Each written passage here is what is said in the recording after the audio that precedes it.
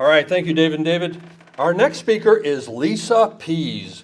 Lisa is the author of The Lie Too Big to Fail, the real history of the assassination of Robert F. Kennedy.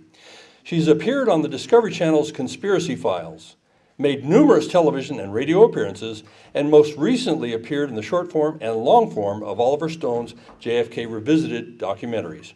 In her early years in the case, she wrote for and co-edited Probe magazine, as well as a volume of essays called The Assassinations with Jim DiEugenio.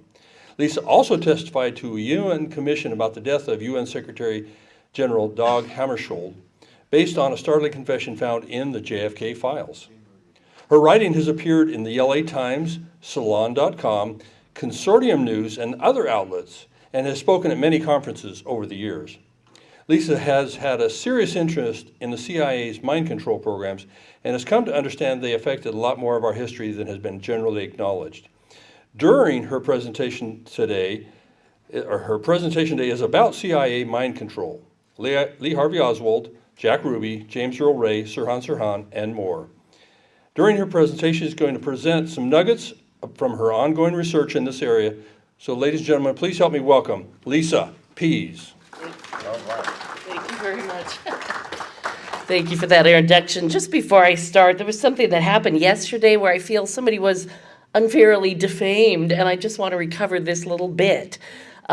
We were told that Scott Enyart had not claimed to have been in the pantry until Ted Schrack's film, a couple years later. Well, that's just not true. Scott Enyart told the LAPD that night, immediately following the assassination, that he'd been, I have this right from the LAPD's files, was in the kitchen when Kennedy came in, climbed on table to take pictures, heard shots, kept taking pictures, did not see suspect. There's more documents here. I'm not going to belabor it because I want to keep moving. But one thing he said, I do want to just pull this little thing. He said, this was down a hallway, more or less, where you were shooting. And he's like, well, no, yes, I'll show you. A lot of the witnesses in the RFK assassination called the pantry a hallway because if you don't know the layout, you're going from one room to another as you walk through the pantry, so it felt like a hallway. It was, in fact, a room with several doors on all four sides, but most people didn't know that, and they saw it as a connecting passage. So just because somebody says they were in the hall doesn't mean they weren't in the pantry. Anyway, not going to belabor that, but I don't believe that Scott Enyart, he wasn't in the picture on the table. That part's true. That was Harry Benson. So, he did overstate and overstep. But I think we need a little more nuance in this community. If somebody makes a mistake, that doesn't mean everything they said was wrong. If Vesiana maybe got some dates wrong, I don't know if that means he was deliberately lying, for example. Maybe not. I just think we need to consider a little more nuance. And I want to give Bill Klaber a little bit more of the benefit of the doubt than he gave Scott Enyart. Okay, all right, let's go on here. So, he had no memory of the crime. Bystanders described him in a trance-like state. He wasn't drunk, but he seemed out of it. He had no history of violence. He was very composed outside, which I did not expect him to be under the circumstances, one witness had said. He accepted guilt because others told him he was responsible, but he literally had no memory of the crime. Who am I talking about? All right, no, I'm talking about Jimmy Shaver, and this was 1954. So we have patterns, all right? We had almost the identical setup in a different case. Shaver was an airman at the lock. By the way, that was Sirhan, except for that one quote. I did that on purpose, of course. But Shaver was an airman at the Lockland Air Force Base near San Antonio, Texas. He was accused of raping and murdering a very young girl, made no attempt to escape. When his wife came to visit, he didn't even recognize her, which is a strong indication he was in an altered personality, and I'll talk about that a little bit later. A jury found him guilty and put him to death. Who was his hypnotist? Dr. Louis Jolly West. And I hope you guys read the book by Tom O'Neill about Manson and the CIA, because he has a lot to say about West, and he's still going through West's files and finding really interesting things in there. I asked him if he found anything on the RFK assassination. He said no, but he's still looking, because you just never know. But West is one of the few hypnotists of that time that we know for a fact worked for the CIA. Many we can only suspect, but West really worked for the CIA. He was a longtime correspondent with Sidney Gottlieb. There's a lot of letters at UCLA showing them talking about various CIA experiments. So he was not an unwitting asset, although he did claim to be when he was first exposed. Later he kind of admitted he never was. He killed an elephant testing LSD on an elephant. He gave it like 3,000 more times the amount a human could take. I mean, he's not a nice person. As you're going to see in a minute, he worked with Jack Ruby, Patty Hearst, the Heaven's Gate mass suicide cult in San Diego. All right, I think we have too limited a view of what mind control is. So my goal today is to broaden the picture a little bit and make you think in different terms. Now, Shaver, like others, was hypnotized and bullied into a confession by West. I mean, look at this. He's like, after you took her clothes off, what did you do? And he says, well, I never did take her clothes off. The interview was divided in thirds. The middle third was not transcribed. And the last third picks up with, now you remember it all. Shaver is crying. He has been confronted with all the facts repeatedly. Now you remember it all, don't you, Jimmy? And he says, yes, sir. That reminded me very much of Sandy Serrano's interview, where by the end of it, it's like she would have said anything just to go home. It's like she was being psychologically tortured. Similarly, William Bryan, who shows up in my book and other people's books on the Robert Kennedy assassination, primarily because the word DeSalvo appears in Sirhan's notebook over and over, and Bryan was known to brag extensively about his work in that case. People who watched Bryan working on the so-called Boston Strangler, who I don't think was, Susan Kelly did an excellent book called The Boston Stranglers, plural, and made a very good case that it was George Nasser and others, and not Albert DeSalvo. So those who witnessed the hypnoanalysis wondered how much DeSalvo had been led or influenced by Dr. Bryan, so forceful and domineering. This book was written by Gerald Frank. Somebody mentioned earlier he was one of the FBI's assets. And again, I don't think we should think of them as FBI assets or CIA assets because many of them were both. Just like Sirhan was by Diamond. This is outrageous. All right.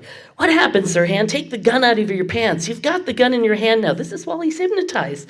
Let me see you shoot the gun, Sirhan. Shoot the gun, shoot the gun, shoot the gun. Sirhan, take the gun and shoot it. And then Sirhan's right hand pounded climatically on his right thigh. All right. How does that prove that he was firing at Kennedy? I mean, seriously, the stuff that people accept and don't question in this case is really shocking to me. Anyway, the word assassin itself is the clue because there's two different derivations of the word, but they kind of come down to the same thing. I think you probably had this in your book, Bill Klaber, because I know Phil Melanson had opened his book with that the word assassin derives from the word hashish. And that's one school of thought. The other school of thought is that it came from an 11th century ruler named Al-Hassan. But the story there, as recorded by Marco Polo, I didn't know this until recently, was that these young men would be recruited to work for this guy, and then they would be given a knockout drug that would literally knock them out for 24 hours. And then they would awaken in a garden surrounded by beautiful women and flowing nectars, and then they'd be kicked out of the garden, and they were told, you've been given a glimpse of heaven, and if you do all our bidding, you can come back here. Otherwise, you can't. So either way, assassin, the word itself, always has meant some form of mind control. I think that's interesting. And drugs aren't even needed. The CIA did a lot of work with drugs, and they found that with drugs, as well as with hypnosis and in combination, they could get different effects. The advantage of drugs and hypnosis is that it prevented the memory from being recording. But even without that, just hypnosis alone is incredibly powerful. There was a story I wrote about in my book of a cop who was in a stage show, a hypnosis show, and the stage hypnotist handed him a little block of wood and said, dear cop, shoot up the audience. So he tried, and of course nothing happened. Then he pulled his real gun out, and he shot up the audience. And one person was killed, and several people were wounded. That is the power of hypnosis.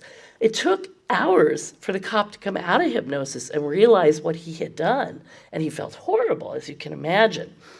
It can produce genuine hallucinations. And I have lots of friends who are like, oh, I was hypnotized, nothing really happened, I can't imagine. Well, first of all, if you were hypnotized properly, you would have no memory of it. So, if you are awake during your hypnosis, you're in a very, very light trance. And a friend of mine had gone to a hypnosis show, and he was in a light trance, and he knew he'd been hypnotized, but he was told, it was like a Halloween show, and he was told this guy would gently brush him with a broom on the side. Well, his girlfriend filmed it, and afterwards he found out the guy was thwacking him with a brush. He's a big, strong guy, and he's like, I didn't feel a thing. I would never have believed that happened if there weren't that video. All right, it's so much more powerful and dangerous. There are many countries who have banned stage hypnotist show for this reason, because it can have, people don't always remove suggestions well. And I had an experience with that. I went to a bunch of hypnotist shows at one point in time, and at one, it was great because I had met the woman before the show and talked to her for about 20 minutes, perfectly normal, nice little neighborly conversation. And then she was one of the ones chosen to go on stage. I'm like, oh, cool, I'll see you before and after. And during the show, he gave her like play money, like a Monopoly $100 bill, and said, it's a $35,000 check. And she's like, oh, woohoo, I won. At the end of the show, he told them all, well, you're unhypnotized and you can go back to your lives and stuff. Well, I ended up trying to talk to the hypnotist who ran away when I brought up Sirhan, which was interesting. He was too young to have been involved, but he was very uncomfortable talking about that subject. And then as the crowds parted, that woman was still there. And she looked disturbed. She looked upset. So I walked up to her and I'm like, are you okay? What's going on? And she's like, well, I have to give this back. And I'm like, well, it's just play money. I don't think he cares. And she said, no, it's a $35,000 check. And I'm like, oh my God, she's still hypnotized. No visible clue. She looked as normal as she had before the start of the show. But she was clearly in the grip of this illusion. And I foolishly tried to shake her out of it. And I said, can I hold it with you? Can we bring it closer? What number do you see up here in the right? And I said, don't you see it says 100? And she says, no, it's a $35,000 check. And my heart sunk because I thought, oh my God, I hope she doesn't go home and write this guy a $35,000 check. It was frightening. So, people who say hypnosis isn't powerful or harmless really don't know what they're talking about. Okay. Controlling behavior doesn't even require hypnosis or drugs. It can be very simple. Oh man, I left my keys in the car. Hey, could you take this suitcase in the lobby? I'll be right there. Just hold it for me. I'll be right back. And then the guy runs out and the lobby blows up. All right. He wasn't hypnotized. He was tricked into participating in a crime without his knowledge. And this is very common, unfortunately. All right. Other simple forms. Do it my way or you'll be grounded. Do it my way or you'll be fired. Don't say Kennedy was shot from the front or you'll lose your medical license, Dr. Perry. That's what he was told. This came out in an interview many years later. That Dr. Perry, finally said, look, they called and threatened my medical license if I persisted in saying it was an entrance wound in the throat. That's really horrible. But that's an effective form of behavioral control. All right, and again, if you don't say these exact words, you can't be paroled. Sirhan did a 1989 interview that was aired on TV, David Niven, an Inside Edition. And he gave this long explanation of how he was guilty and why he killed Robert Kennedy. And his brother Munir called me. He's like, Lisa, that thing was entirely scripted. All the questions were scripted. All the answers were scripted. It was rehearsed. He was told if he said exactly that, he would get paroled. And of course, we know he's still in jail to this day. And same with James Earl Ray, as we know. He too was told, it's like, you've got to say what we tell you to say. You've got to plead guilty to this crime or you'll be put to death. All of these are forms of mind control that work that don't even require hypnosis or drugs. Okay, we're all victims of mind control every day of our lives. All advertising is mind control. I can't imagine that you understand how much money goes into researching what colors cause people to buy, what words in sequence cause people to buy, what price points, everything. It's like we are being bombarded with mind control daily. And of course, news stories and nonfiction books. Pretty much every book you've ever read on Maryland is utterly bogus. And I know this because there are a couple of people who, like us, actually went to the files and did the hard work and lined up all the dates and goes, oh my God, none of that could have happened. So it's like you just because it's promoted as nonfiction doesn't mean it is. Book reviews. Every time a Kennedy book would come out, guess who got to review it in the New York Times? Our friend Priscilla Johnson McMillan, whose CIA file listed her as a witting asset, which makes me wonder how many unwitting assets the CIA also has. Okay, conferences and speeches. There's no guarantee that everything you hear here is the truth. I say go to conferences and consider it leads, not necessarily data. Leads to data, and then go home and check it out yourself. Don't just repeat it as if it's fact because you heard it somewhere. We all make mistakes, and some people do lie. In fact, there was a conference a few years ago where Ben Weck put me in a shuttle back to the airport with one of the presenters, and then he called me as I was getting on the plane. He's like, "What do you think?" I'm like, "This guy's totally CIA." He's like, "I thought so too, and I figured you would suss him out for me." Because he'd given a very bizarre speech that didn't make any sense. Anyway, long story there, but so again, just don't assume that just because somebody claims to be believing in conspiracies that they are on your side, because a lot of them aren't. Okay, and of course, friends and family can be the worst mind control. All right. The other thing I think we need to be very careful about is I hear everybody say, "Oh, MK Ultra this, MK Ultra that." Well, MK Ultra was one of many. Yeah, Chris is raising thumbs up. MK Ultra was just one of many CIA mind control programs. They weren't all MK Ultra.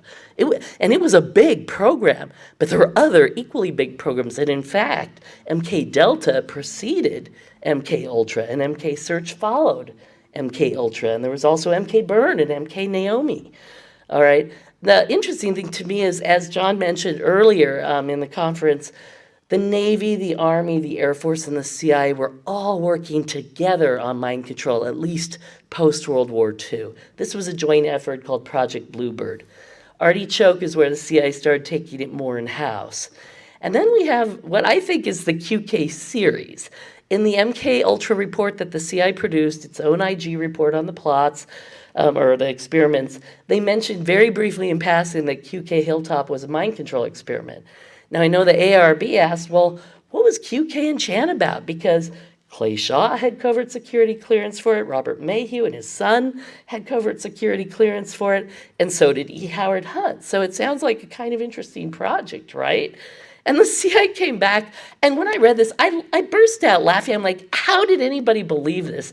They say, well, it was a program that was all about granting covert security approval. It was literally like they looked at documents like, what words appear in each of these documents, and that's what we'll pretend the project is about so that we can shut the door on this and not have to tell Congress anymore. And it's like, do they think we're that dumb? Well, we really are, because the ARB accepted that, and now that's the official story in the record. I don't accept that. I would have said, why don't you let me search your files and, give me full permission like you did the HSC, and let's find out what that program really was about. Because David Ferry was doing hypnosis, and Clay Shaw was a close associate of it. In Miles Copeland's book, he talks about how he suspected E. Howard Hunt of causing Muskie's breakdown with a chemical substance from one of the mind control programs that dusted on a steering wheel will cause somebody to break into tears at inappropriate moments so they look insane, and that cost Muskie his election. And Robert Mayhew was part of the Office of Security. That's how he got his job, with the Castro plots, working with the mob. That was all done through the security research staff, Paul Gaynor, it's that side of the CIA that was doing the mind control. So I strongly suspect we have not yet had the truth about QK and Chant. All right, one of the central goals, by the way, I'm so sorry, I've got terrible allergies, so I'm coughing and sneezing, I feel like I can barely talk.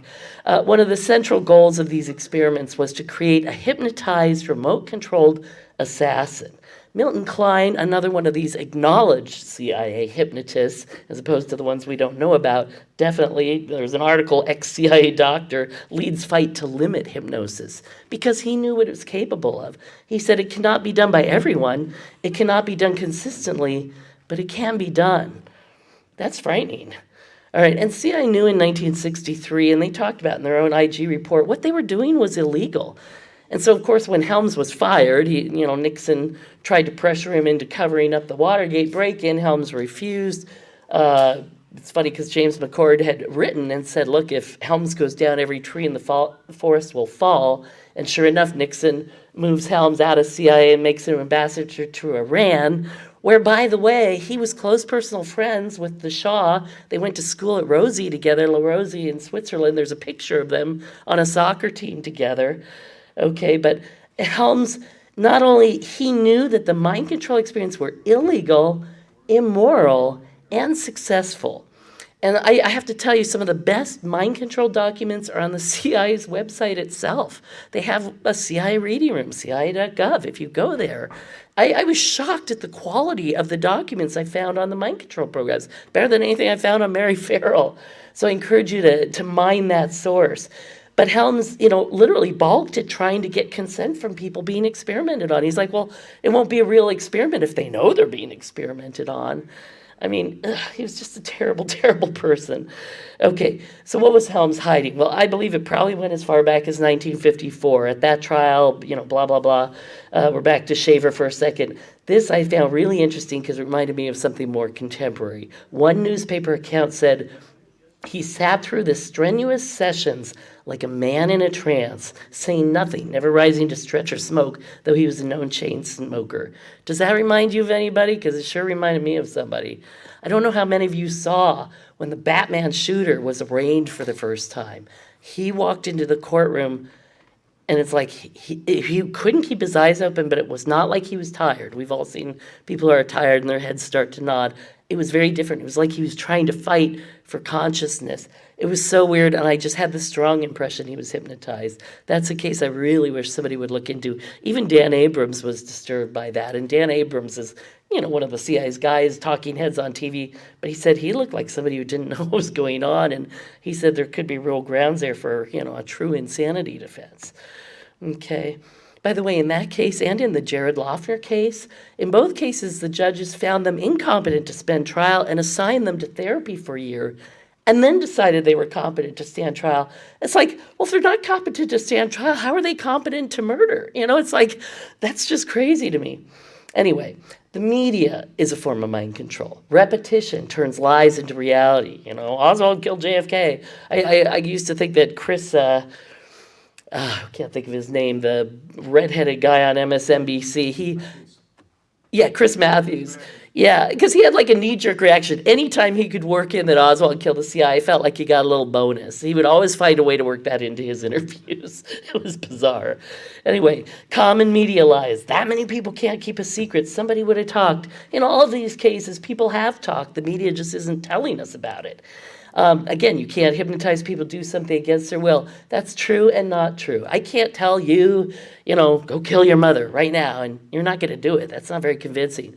But if I were to come to you and I were to hypnotize you carefully, and if I were actually skilled at that, which I'm totally not, but if I were, and I said, a woman is going to enter this room, and she's had plastic surgery to look exactly like your mother. She's coming to kill you unless you kill her first. She's been trained to cry like your mother, to laugh like your mother, all the behaviors and mannerisms, but she will kill you if you don't kill her first. Under hypnosis, some people will kill their mother that way.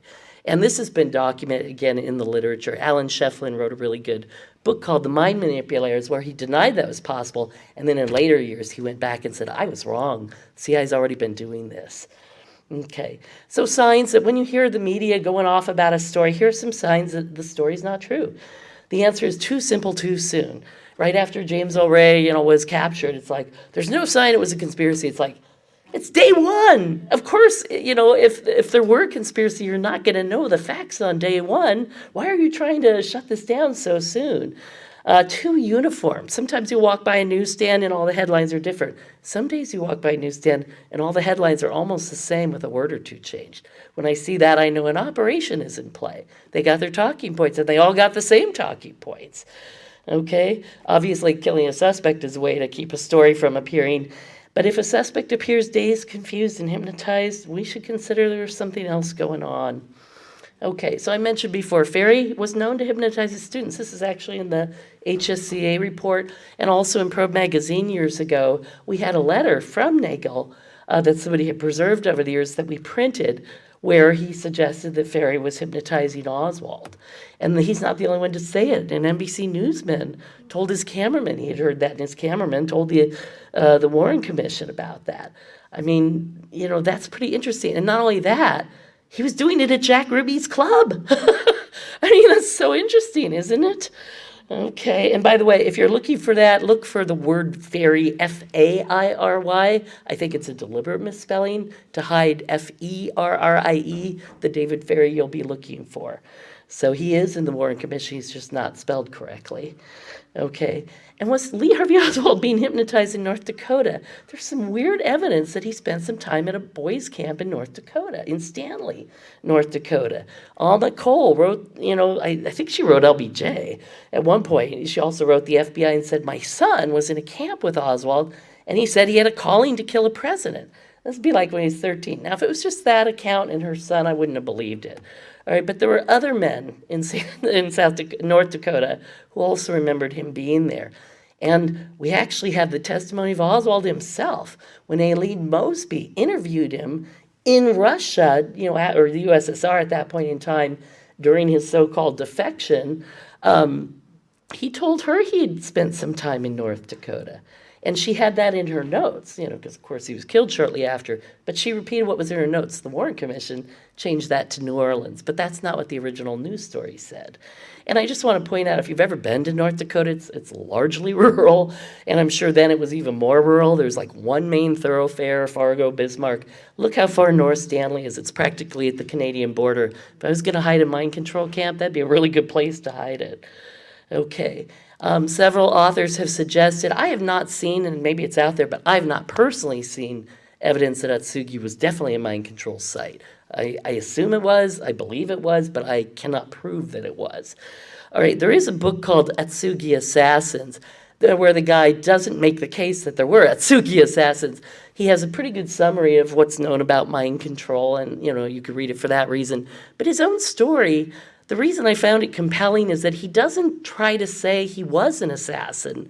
He talks about weird things that happened to him that made him think he might have been given mind control, but he couldn't quite piece it together. And it reminded me so much of that film, The Manchurian Candidate, when people are starting to get these flashes of memory and they wake up in these sweats, but they can't quite piece it together. That's what that book is about. So it's like I wouldn't recommend it unless you're totally into it, because it kind of makes no sense.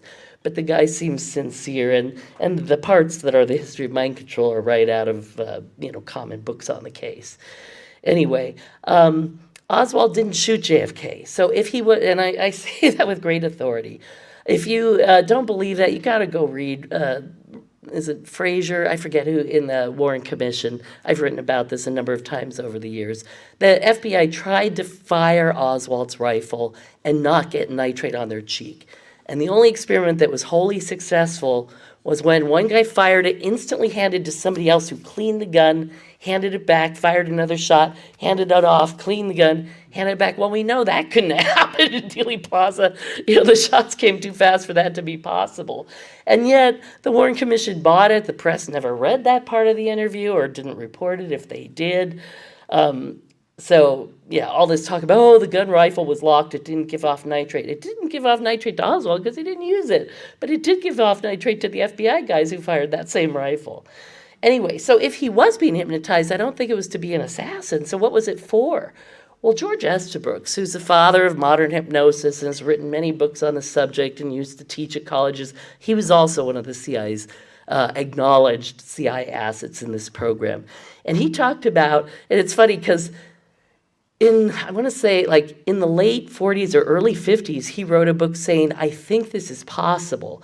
And then later, he wrote, I did this during World War II. So obviously, one of those is a lie. Those statements can't both be true. So Estabrooks is not an entirely, credible source on some of these things.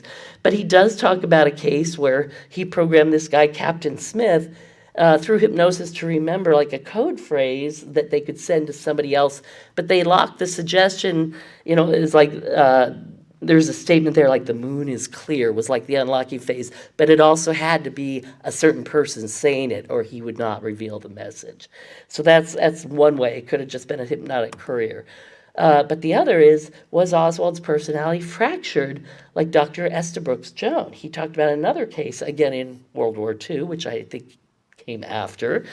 But he said, under the watchful eye of Marine intelligence, I split his personality into Jones A and Jones B.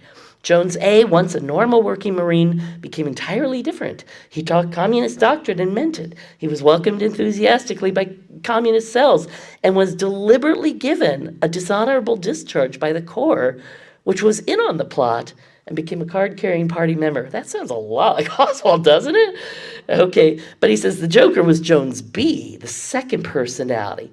So, and Esther Brooks had talked about this in numerous places. You can literally fracture the mind into separate personas and program them separately. And so Jones B knew what Jones A was doing, but Jones A didn't know what Jones B was doing. Jones B was the loyal American who could report on the communist activities, but Jones A only knew the communist activities and couldn't tell anybody about his other, Marine work. So, did that happen to Oswald? I don't know, but it sure is provocative, and I would love people to do more research in this area. Okay. Now, nowhere in Melvin Belli's book index will you find Jolly West's name, but he did examine Jack Ruby, and his report is online. You can Google and find it yourself. He wrote a report dated 26 April 1964, and I want to read a little bit of this to you because it was so shocking to me. The day before he shows up, Ruby tricks his guard into leaving the cell for a minute and then runs into a wall as if he's like trying to kill himself. And, West says this is the night before he arrived. And maybe it was, maybe it wasn't. Again, I don't think West is entirely a truthful person, so maybe West made him do that somehow. But it could be there was another hypnotist working, and then West was sent in to see if he could figure out that Ruby had been hypnotized. And then he also talks about, he said Mr. Ruby appeared pale, tremulous, agitated, and depressed. Said to be usually meticulous in his appearance, he was now disheveled and unkempt. He stared fixedly at the examiner with an expression of suspicion. His pupils were markedly dilated. That's one of the few symptoms of hypnosis you can't fake. If you are truly hypnotized, your pupils are going to be dilated. Now, of course, you can use chemicals to dilate your eyes. All right, but if you're just sitting there, you can't fake that. And so again, it's like, had West hypnotized him and then wrote it up to make it sound like he wasn't the hypnotist? Or had somebody gotten to Ruby right ahead of West, and then they sent West in to see if he'd figure it out? I really don't know, but again, I think it's really interesting. I never understood that, Jack Ruby might have been part of the mind control programs before. And that would explain so much. And he's not the only one to suggest this, West. There was this guy, Leonard Steinfeld, and I quoted a tiny excerpt of this in my book. I just wanted to show you, this was actually a very lengthy treatise on hypnosis that I pulled that little paragraph from. All right, but Leonard, if you read this, it's clear that this guy knew a lot about the Army, Navy, CIA experiments about what had been done and what was possible. And at the end, he said, he wrote to Melvin Belli and said, look, Ruby was hypnotized. And he says, this isn't a second line defense. It's actually what happened. And he was saying that, again, based on extensive knowledge of the subject, which is pretty shocking. All right, so who is this? Tricked into participating in an assassination without his knowledge. And I quote, I got involved gradually, and I didn't know anybody was to be murdered. Who's this? Yeah, no one said her hand this time. That was James Earl Ray. That was in the earliest interview in the Bradford Huey in the Look magazine. All right, Ray had a serious interest in hypnosis. And this is funny because, people write things. I'm like, do you understand how silly that sounds? Bradford Huey wrote that Ray became interested in hypnosis while working in the kitchen at the Missouri State Penitentiary. Is he watching running water going, ooh, wow, that interests me. I think I want to be hypnotized. I mean, obviously he saw somebody being hypnotized, or he was himself hypnotized in the kitchen, and that's what prompted his interest. It's not like looking at a pantry door or something is going to cause an interest in hypnosis. All right, and he saw two different hypnotists before the King assassination. I have a picture of one of them. All right, I'll show you in a minute. He was moved around the board and set up artfully by Raoul. And those of you, I've read a ton of CIA spy memoirs and stuff. Raoul sounds totally like a CIA agent moving his ass around. Go do this, come here, take this money here. Let me change out your tire and fill it with drugs. Drive to Mexico, I'll meet you at the other end. Just the line between criminality and intelligence asset is just permeable, very permeable. Okay. And Ray was running guns and drugs in the very same places the CIA was at that point in time. Ray was never violent with anyone. He did use a gun in arrest, but he never, ever fired it. It was not in his nature. All right. And he didn't seem to be much of a racist either, as people mentioned earlier. He appeared to have been experimenting on with drugs in prisons, but the documentation is lacking. He's made some interesting comments about goofballs that he was given in prison, goofballs being like a concoction of drugs or alcohol or liquid. And at that point in time, the big drug companies, big pharma, they would ship their new experimental drugs to the prisons and have them try them on the prisoners. In fact, I think I finally gave it away. I had a copy of Newsweek from, I think it was 1956, but might have been earlier. And on the cover, it's like, cancer cells injected into prisoners. And they reported it like, what an interesting experiment, not like, oh my God, you just violated this prisoner's rights. So fortunately, our thinking has evolved a little bit on that, but so anyway, one of the people that Ray saw was this master hypnotist who's Reverend Xavier Van Coss, which made me think of Reverend Jerry Owen in the Sirhan case. Xavier Van Coss met Ray once, but somehow he made a note about it, and he remembered it, and he told the FBI about it. I thought that was interesting. I also thought it was interesting that there were no ads for Xavier Van Coss in the papers. I have access to a database that shows even the smallest LA papers. And he did run ads for 2 months only.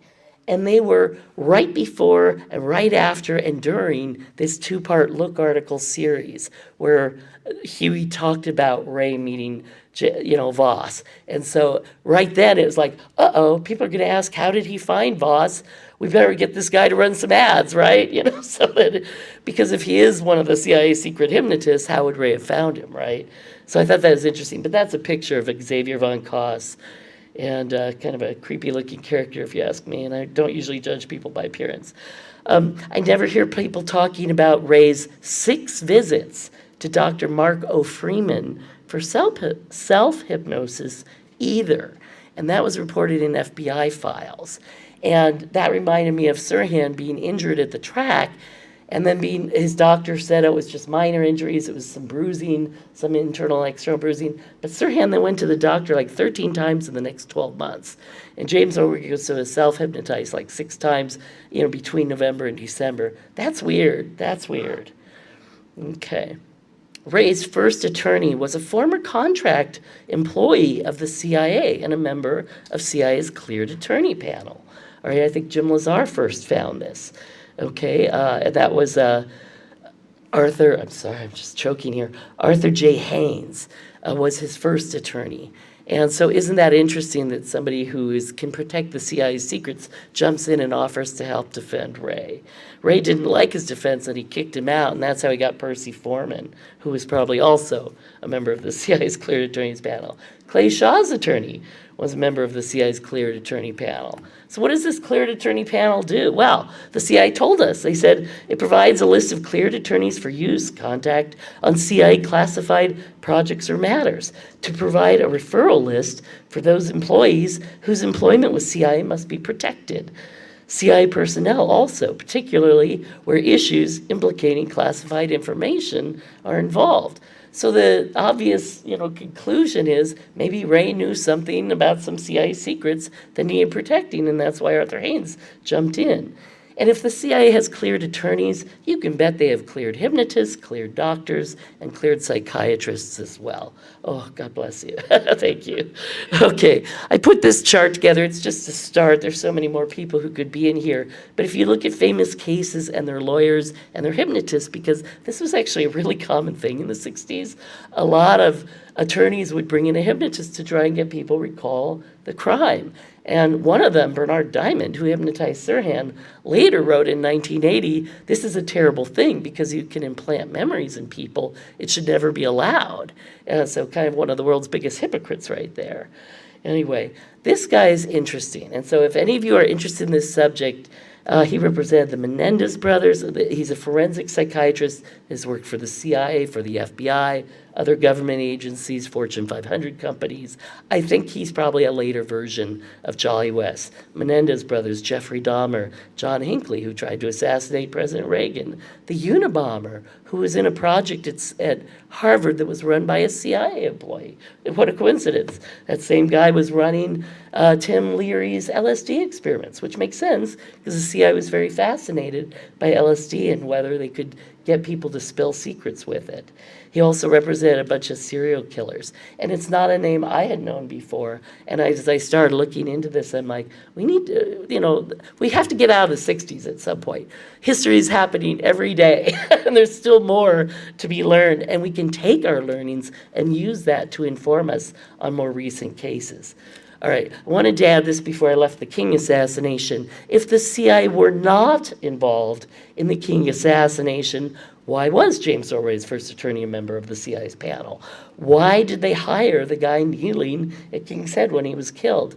And this one's my favorite. Why did they use one of their loose press assets, George McMillan, husband to Priscilla McMillan, the witting CIA asset, to write a book about the James Earl Ray case?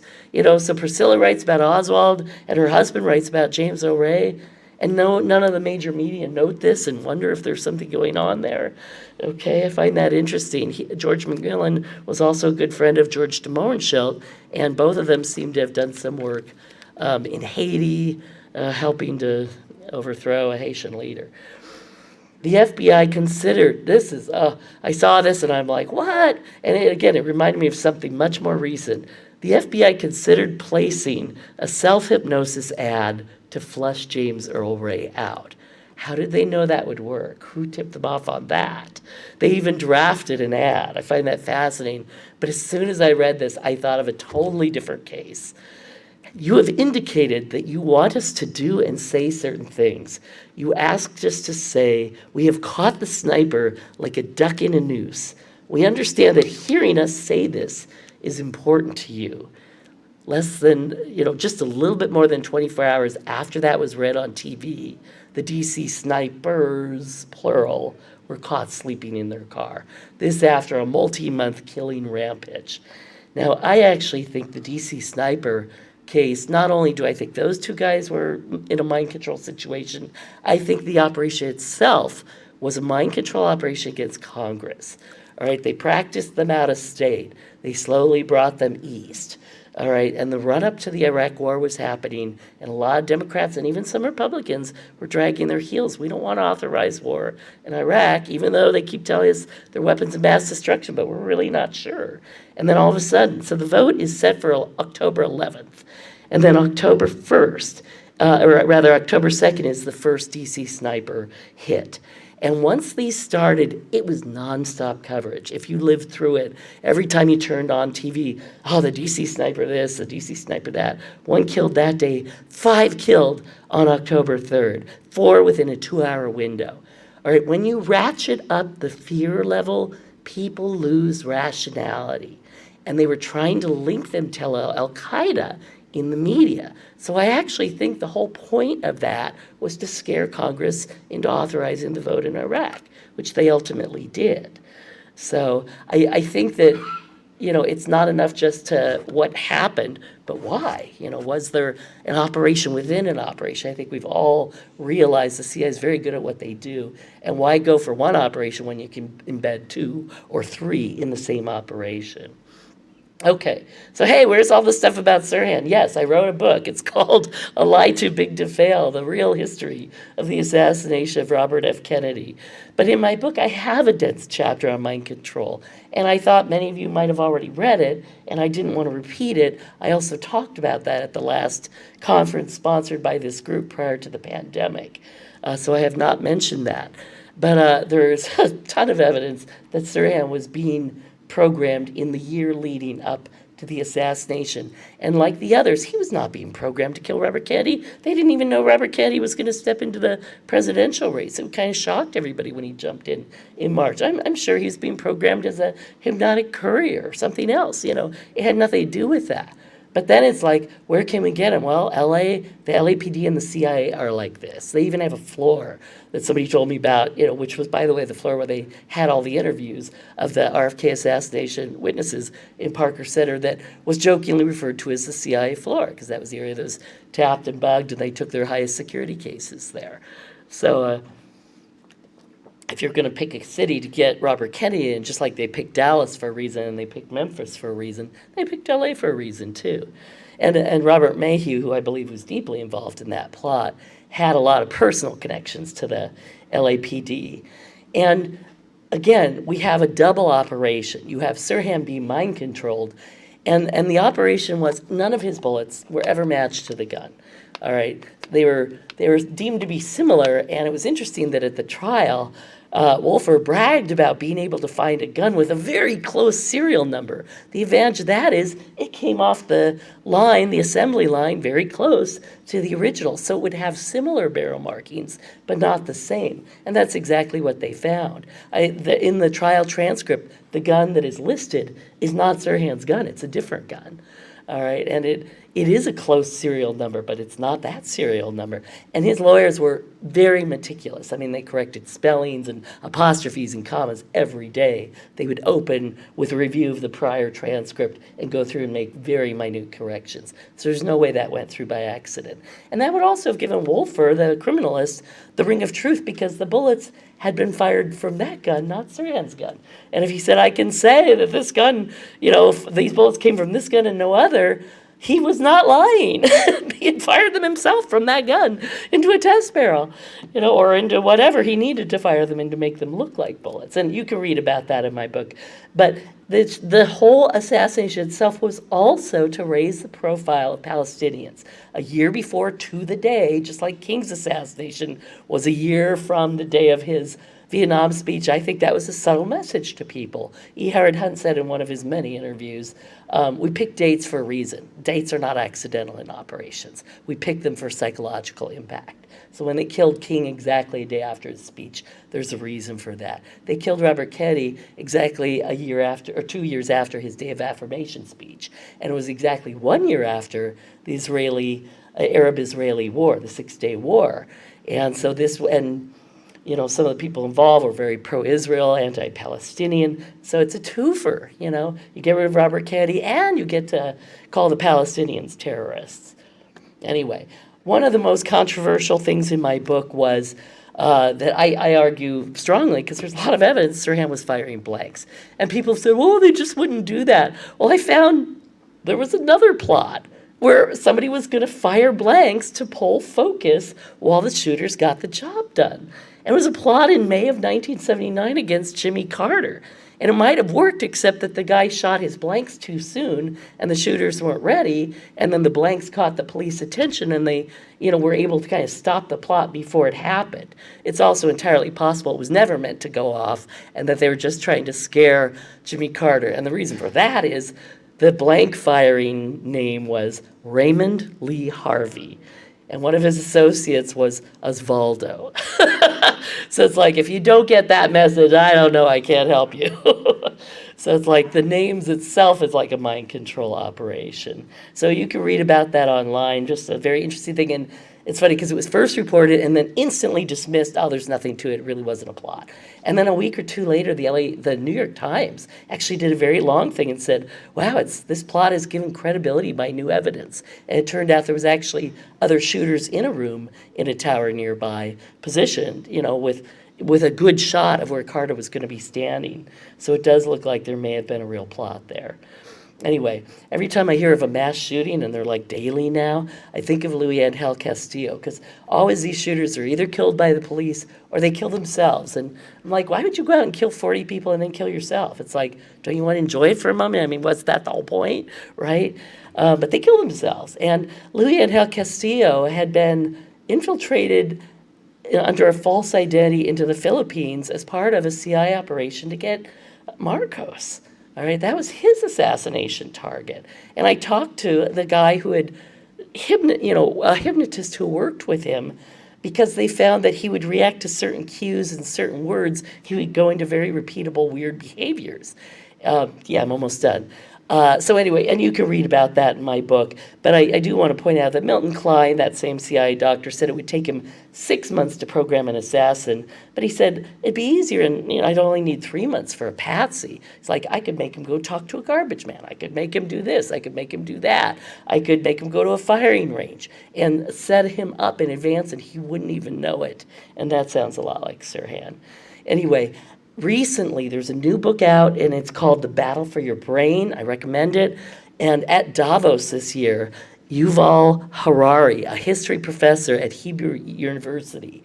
Both are warning the technology is so advanced now, we are all hackable. Pretty soon we will have no thought privacy. After 9/11, I read that the NSA had a way to scan your brain for terrorist thoughts as you walk through a gate at the airport. And that was in 93. Imagine what they can find now. They can tell what movie you just viewed because they have that much data now. It's really shocking. So we need to push for brain privacy, brain protection, and I hope you all get involved in this. Anyway, thank you very much. Good questions. Okay. Some years ago, there was a documentary called RFK Must Die, Yes. which presents evidence that there were 3 CIA officials in the audience that evening at the Yes. Ambassador Hotel. Yes, and Shane O'Sullivan did that documentary, RFK Must Die. Jeff Morley and David Talbot went and reinvestigated and interviewed family members of the 3 assets and showed them photos, and it turned out those were misidentified and they were Beluva watch executives. So, yeah. Yes, John? You can add another date to your list of dates real quick. Uh-huh. President Kennedy turned down intervention in Vietnam and sacked everybody who didn't agree with him about that on 22 November 1961. Oh my God, John, that's wild. That's wild.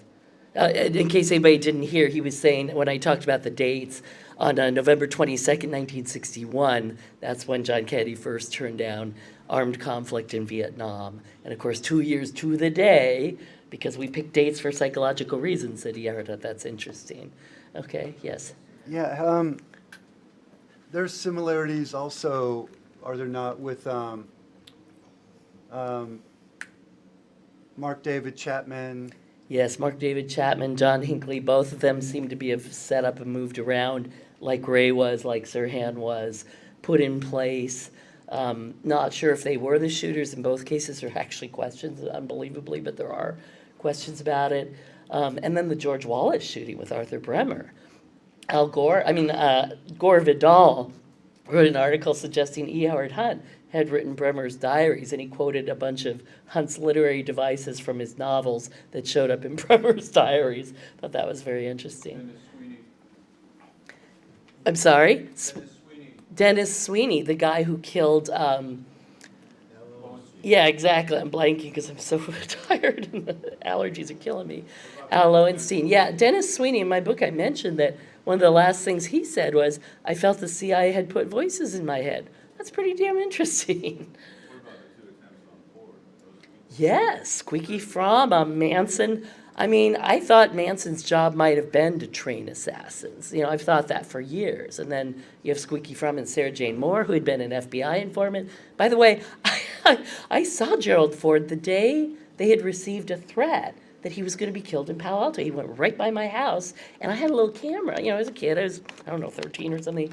And I remember putting up my camera to take a picture, and somebody jumped off a SWAT car with a megaphone and said, "Put the camera down," and came running at me, and 2 guys pointed guns at me. And I'm like, oh my God, you know, it's like, I'm just trying to take a picture of the president. Well, I later learned you can hide a gun in a camera, and it's a real thing. And so they didn't know if I was just a kid or if I was the person who was going to assassinate Ford that day. Nope, it was Sarah Jane Moore. Anyway, other questions? All right, thank you so much for your time. Let's go eat.